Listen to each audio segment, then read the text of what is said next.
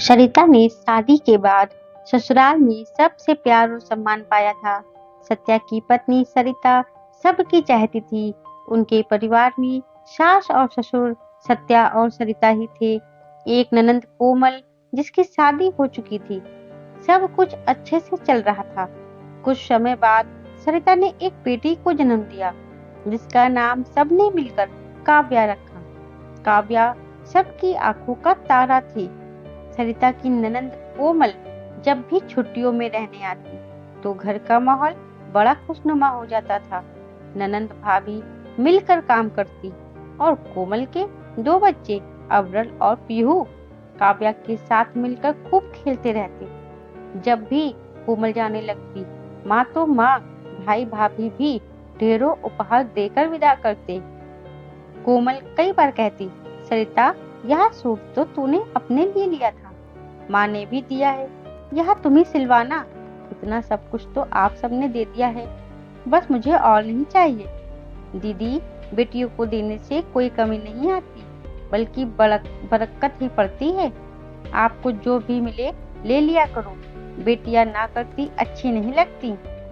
रीता कहती तो अपनी भाभी की बातों से कोमल का मन प्रफुल्लित हो जाता। कोमल की माँ बहू की बातें सुन अपने आप को भाग्यशाली मानती कि उन्हें इतनी सुलझी हुई बहू मिली है। थोड़े समय बाद सरिता ने दूसरी बेटी को जन्म दिया।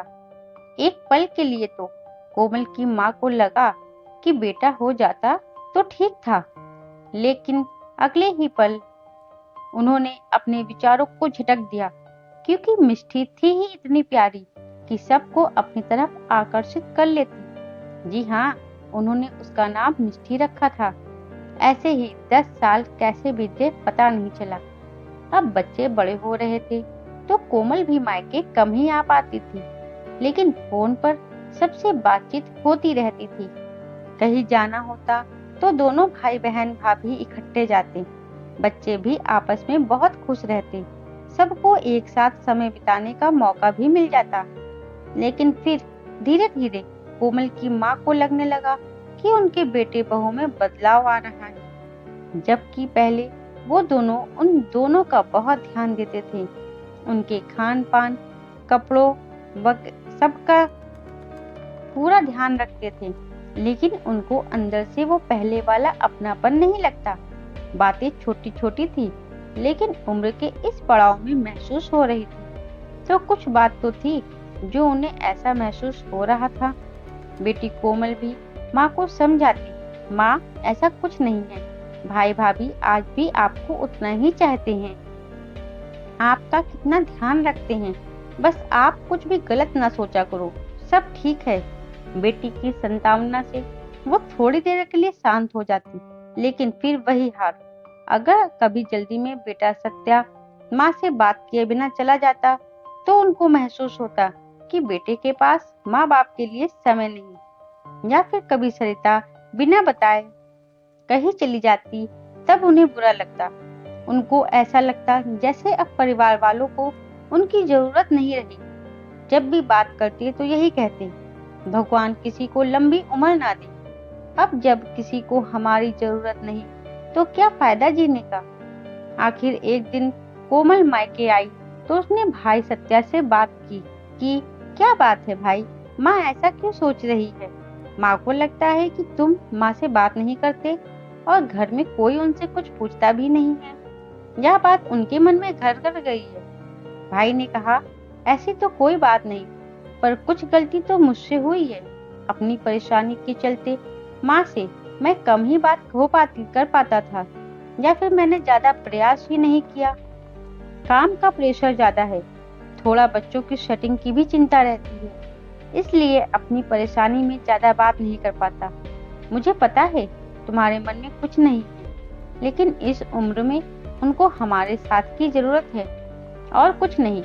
तो उनको प्यार से हालचाल ही पूछ रहो तो वो अपनापन महसूस करते रहेंगे। जरा सा उनकी तरफ ध्यान ना दो तो वो अकेला महसूस करते हैं। उनके मन से यह बात निकालनी है कि अब उनकी किसी को जरूरत नहीं है और सब उनको भूल गए हैं, कोई उनको पूछता नहीं है। सरिता ने सुना तो वो बोली, एक दिन मिष्टी का आर्ट्स का सामान लाना था।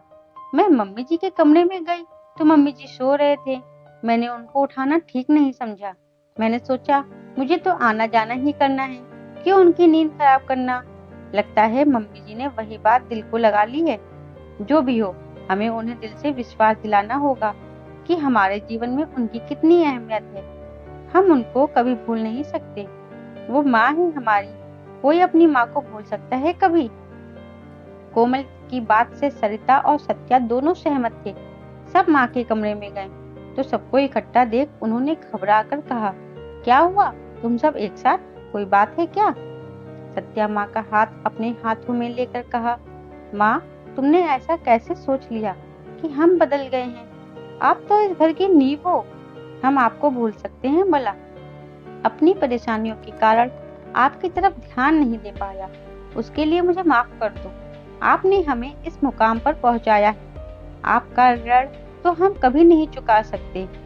हम ना तुम्हें भूल सकते हैं, ना भूल पाएंगे। अपने मन से यह विचार ही निकाल दो कि आपके बच्चे बदल गए हैं। ऐसा कहकर सत्या और सरिता ने माँ की गोद में सिर रख लिया तो उनका हाथ दोनों के सिर पर चला गया। दूर खड़ी कोमल की आंखों में आंसू लिए देख रही थी कि माँ के साथ सरिता और सत्या की आंखों से भी अश्रुधारा बह रही थी, जिसमें सब गिले शिकवे मिट गए थे।